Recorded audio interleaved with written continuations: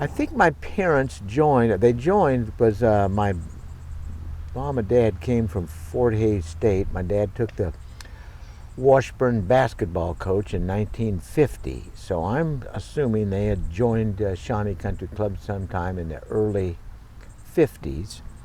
And then I started playing golf out there about 55 or 6 is when I started to take up golf. My dad got me started, and we used to go out to this little sand green course in Larned. And then I went out, and then he set me up with some lessons when he was a member at Shawnee from Bob Ritchie. And I can remember going out either individually or Bob would have these group lessons out at Shawnee Country Club. And maybe you were involved in that, but I can remember going out and taking lessons from Bob in the practice area. Then they had these little 9-hole tournaments. I was probably 11 or 12 years old at the time. And we'd have these little 9-hole competitions out at Shawnee Country Club. And I think there was Bob Humes, and I know Dick Hensler was involved, Roger Kluska. You maybe were involved in it. Tom Stevenson was out there. And that involved, and finally, when I got about 13 or 14, I can remember my parents dropping me off out there, and I'd meet 5 or 6 of the people that were about my age, and we'd go out there and play 9 holes or 18, maybe go in and have a little lunch, go swimming at the swimming pool. And those were just joyous times for me. And then probably about 59 somewhere, my parents decided not to be members, so I came out here to the Topeka Public Golf Course, which is now Cypress. But I spent about 3-4 years at Shawnee Country Club when I first started to play. Who was pro out here when you came out here? The pros were, Jack Wiley was the manager of the golf course, and then there was a guy named Kurt Brunke, who I then started to take lessons from Kurt when I came out here about 59 or 60. And this course, I think, opened, let's go back in the history books, I think about 55 this golf course opened. It was opened about 4 years when I came out here to start playing out here. You won the city championship in what year? I won the Topeka City Championship in 1966. I started Washburn in 62, and I can remember playing Bill Hensler in the finals. Right here? Right at this course, yes. And I beat Bill in the finals, and I was either a junior or senior at Washburn University, because I remember playing Bill out here. How'd the match end up? I won. I remember I played very, very well that day.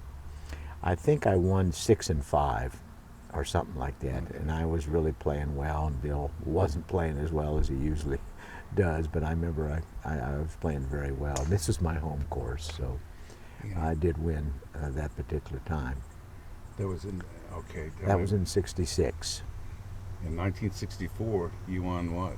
That's when I was in Washburn. That was I won the National Public Links, which was held at Minneapolis, St. Paul, at a course called Francis Gross Golf Course. And I qualified that year down at Wichita, and Kansas only had one spot for the national tournament. And I was fortunate enough to edge a guy named Monty Kaiser, who was a player from Wichita. I beat Monty by 1 or 2 strokes. It was a 36-hole qualifying. I think I shot 144, and Monty shot 145 or 146. And then I went up to Minneapolis and won. And then the next year, Monty Kaiser, the guy that I beat in the qualification, wins the tournament either the next year or the year after. So that was pretty good, having 2 Kansas guys win within 3 years. That got me into a lot of amateur tournaments. I played in the Porter Cup. There was a big one called Susquehanna Amateur. They didn't have that they do now. Now the winner gets exemption into the Masters, but they didn't have that until years later, so I didn't get an invitation to play in the Masters. But I got to play in a lot of other ones which you got invited to. Really? Too bad. What was this tournament you recently won? I won a big one. It's called a Trans-Mississippi Senior. And now I'm playing, the tournaments I play in now are called Super Seniors, which are guys 65 and older. And I won the Trans-Mississippi, which was held down in Dallas at a course called Brook Hollow. And then I won the Kansas Super Senior, which was just held at Topeka Country Club. I can remember a story about getting beat. I think I was 15 or 16 years old, and they had the state Kansas State Amateur. It happened to be at Shawnee Country Club, and I qualified for the championship flight. And my first round was against a guy named Johnny Stevens from Wichita, and Johnny was 2 years older, I think, than I was. He was probably 18, and I was 16 or at the time. So here I go out, and he thumped me. I think it was 7-6. Yeah. We walked in after 12 holes, and I can remember still making that long walk with big, tall Johnny thumping me, 7-6. I played with Johnny a couple of years ago down at Flint Hills National, trying to qualify for the USGA Senior Amateur, and I never did mention it to him. I should have talked to him. He may have not even remembered it, but I remember that one particular match. You remember 1960, okay, yeah. That's what it was. Yeah. I knew it was either 59 or 60. And I played with him once. We went up to, I'm not sure how we qualified, but we played in a junior tournament up at Minnesota golf course. And he played real well up there, I can remember that. He must have been 17 or 18, and I was 15 or 16. When did you reach your peak in golf? I was probably the peak, probably at Washburn, because that's when I was playing my best. Then I went up to, after I graduated from Washburn in '67, I went up to graduate school at Eastern Michigan. Came back in '68 and got married, and then became a school counselor in the Pontiac, Michigan school district, and my wife was a teacher in Pontiac. And then there were the years that, about 2 or 3 years, I was just kind of getting my feet settled. I didn't play much competitive golf. And then I got involved in this group called the Michigan Pub Links Golf Association in about 1971. And so then I really became active ever since, until I moved back to Topeka in January of 2011. So I played a lot of amateur tournaments in Michigan. I had a lot of success there. But I won the Michigan Amateur, which was a huge one, in 1982. And then they have in Michigan a big public links organization called the Michigan Pub Links Golf Association. And I won 6 of their state match play tournaments, and I won 4 of their senior match play tournaments. So I've won 10 of those up in Michigan. When we were growing up in the mid-late 50s, early 60s, my parents could drop me off before I could drive, and we could go out and play all day. You know, Shawnee Country Club. I mean, maybe they had Women's Day was on Tuesday, and the men had a certain time. You had to work around a certain time, but most of the time you could just have 4, 5, 6, 7, 13, 14, 15-year-old kids. We could just go out and play. Yeah. Now, certain places you can't do that. There's more like a hangout. Yeah, that's what it was. It was a babysitter for my parents. We could go over there and drop me off at Shawnee Country Club to babysit for a couple days a week. No, I can remember Bill being one of the fine players out at Shawnee. Glenn Dillon was out there. I didn't play much with Bill or Glenn because I was just learning how to play until I got into college. Then I was away from Shawnee. Mm-hmm. But And Roger came back to visit you when?